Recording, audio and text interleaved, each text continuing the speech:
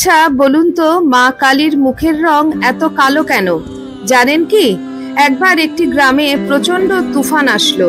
চারিদিকে জল থই থই, ঝড়ের দাপট। একের পর এক বাড়িঘর জলে ভেসে যাচ্ছে।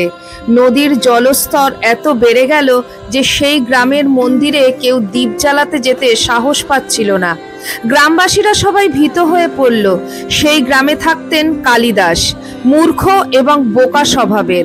তাকেই তখন গ্রামবাসীরা আদেশ দিল সন্ধেবেলা যেন সে মন্দিরে গিয়ে দীপ জ্বালিয়ে আসে, এবং সে যে গিয়েছিল তার প্রমাণও যেন মন্দির থেকে নিয়ে আসে। একথা শুনে কালিদাস সেই ভয়ঙ্কর রূপী নদীতে ঝাঁপ দিলেন। সাঁতরাতে সাঁতরাতে মন্দিরে পৌঁছে গেলেন। মন্দিরে পৌঁছেই প্রদীপ জ্বালালেন এবং পূজা অর্চনা করলেন। কিন্তু তিনি এতটাই মূর্খ ছিলেন যে প্রমাণের জন্য প্রদীপের ওই কালি মায়ের মুখে মাখিয়ে দিলেন। তখনই মা প্রকট হলেন এবং বললেন, হে মূর্খ কালিদাস, এত বড় মন্দিরে তুমি আর অন্য কোনো জায়গা খুঁজে পেলে না?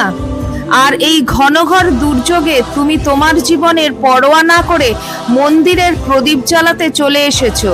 তোমার এই ভক্তি দেখে আমি তোমাকে একটি বর দিচ্ছি। আজকের পর থেকে তুমি যে পুস্তকই স্পর্শ করবে সেই পুস্তকে যা যা জ্ঞান আছে সব তোমার মধ্যে চলে আসবে।